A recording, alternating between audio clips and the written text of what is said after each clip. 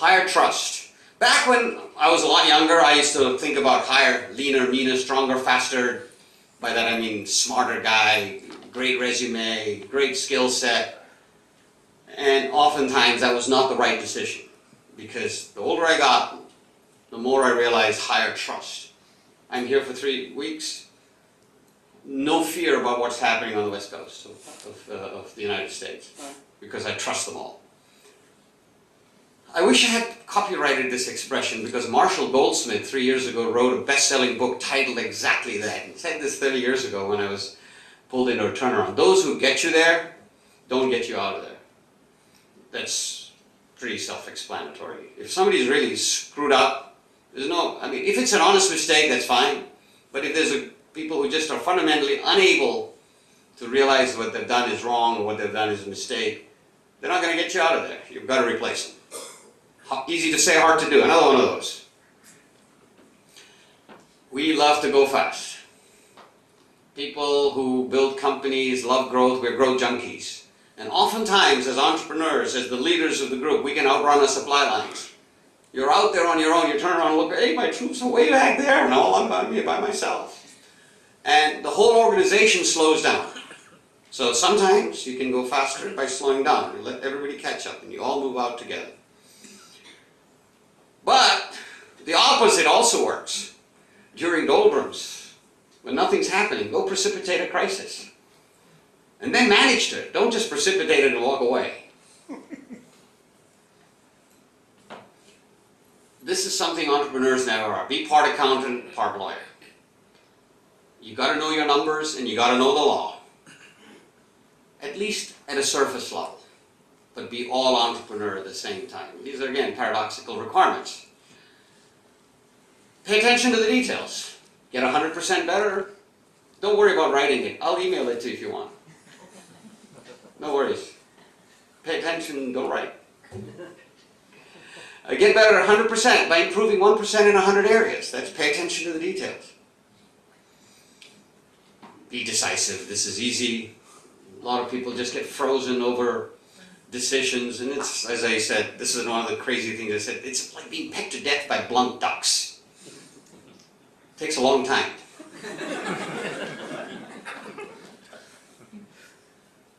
Very important thing. Don't drink your own whiskey. Don't shave Superman. You know what that means? The guy you see in the mirror every morning while you're shaving, he's not Superman. He's not even Clark Kent. He's you, flaws, warts, and all. Essentially, stay grounded. Stay humble. Entrepreneurs are essentially arrogant people. Type A's, you know, go rule the world. It's hard to do, but if you can stay humble in the moment, while you've got that other side of you, that paradoxical side that says, I'm going to go kill, I'm going to go take no prisoners, don't shave Superman. Just realize, because it's easy during heady growth times, your name is in the newspaper, you're being interviewed by TV reporters, you cover of a magazine or two, it's pretty heady stuff. You're drinking your own whiskey. And if you do that for too long, that whiskey will not taste very good. Other than if you're Jack Welch or somebody who got away with some of the most arrogant stuff I ever saw in my life. Worry about tomorrow's problems? Tomorrow. And essentially, we get frozen with anxiety sometimes about stuff that hasn't happened. By this, I don't mean don't be strategic. Of course, be strategic. Have plans. What about the stuff that's going to affect you tomorrow? They have to compartmentalize and worry about it tomorrow. Be most efficient today, when today is when you're needed and where you're needed. Don't push the river. Let it flow.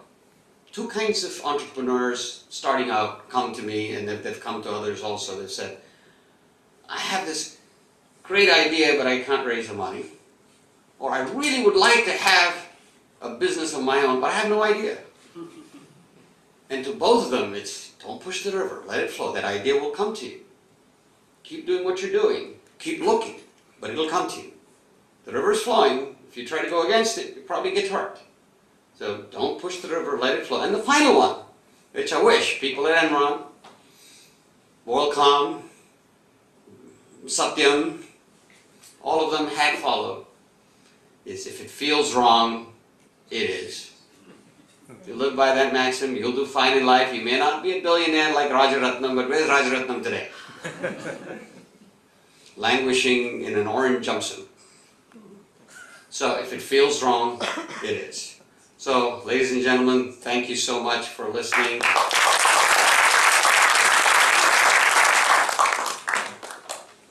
We have time for questions, boss man? Sure, if there are any. Or everybody wants to go to the bar. Oh, you're probably a teetotaler. I just wanted to ask, you said precipitator crisis. Can you explain? Yes, precipitator crisis. Things are not happening. You go to a trade show and you promise a customer a product model enhancement that you don't have. You go back and tell them, look, I sold this product. That's a crisis.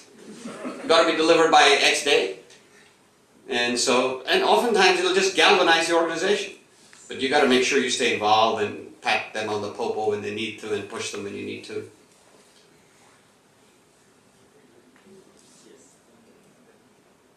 Yeah. Hi, Jugal Malpani, member of TiE Boston, and now in Pune. Great to hear you. Yes, glad you're here. We got a doppelganger. Yeah. Just a comment. Myself an wannabe entrepreneur for 10 years. Yes. And finally into it, working on it. Congratulations. Going through failure as well as looking for success. Congratulations again. I mean, I intentionally mention it whenever I get a chance that it's not easy to be successful unless you are ready to fail sometimes. Yeah. As you said. Our society, especially in India, doesn't appreciate the value of failure. Yeah. So true. So true. And I would suggest each one of you, I'm reading Steve Jobs right now. Please do read it. Yeah, it's Please great do book. read it. But I want to say something else though. Again, just going back to the not shaving Superman. I would rather be significant than successful. If I end my life significant, I don't care if I'm successful. At least that's the way I feel. Some people have changed the world because they were real significant forces. I mean, Nelson Mandela, but of course he's successful, but not in monetary terms. But he was the most significant man alive today, I think. So be significant, not successful, would be enough. It's actually another Ashokism. It's just I didn't pick it out of the 55 or 60 that exist. Yes, we got. Many people say that the luck plays a very important part in success. Though you work. The question is, luck plays a very important part in success, does it? Well, let me answer it by answering it the way Gary Player answered. You know Gary Player, the great South African golfer? In '78, he won the Masters by coming from behind by 7 strokes when everybody in front of him just crashed. But he also, so the interviewer asked him, "Gee, Gary, it's a great win. You were really lucky, weren't you?" He says, "You know, funny thing, the harder I practice, the luckier I get."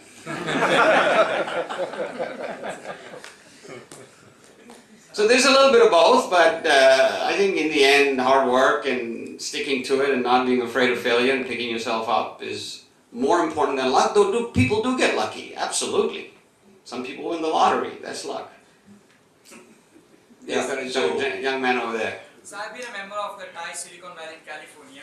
I would like to know about the status of the startup visa which the US government is trying to introduce, and do you have any knowledge, prior knowledge about what's happening? Is the startup visa going to be introduced or is it going to be delayed? Or He's calling me on my own be part lawyer.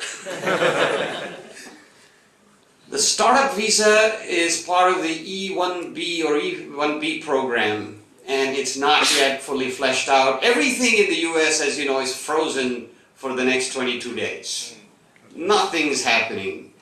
Everybody's just waiting to see what November 6th brings. And I mean, billions of dollars are being spent on television advertising, so it's great for some of these TV stations, but nothing will happen until the lame duck Congress comes back in, and depending on who wins. I think if Romney wins, it won't happen. And if Obama wins, it'll happen. Yeah. UK does have not visa. Pardon? UK does have The UK, oh, the UK, there you go, the UK has a startup visa. I already met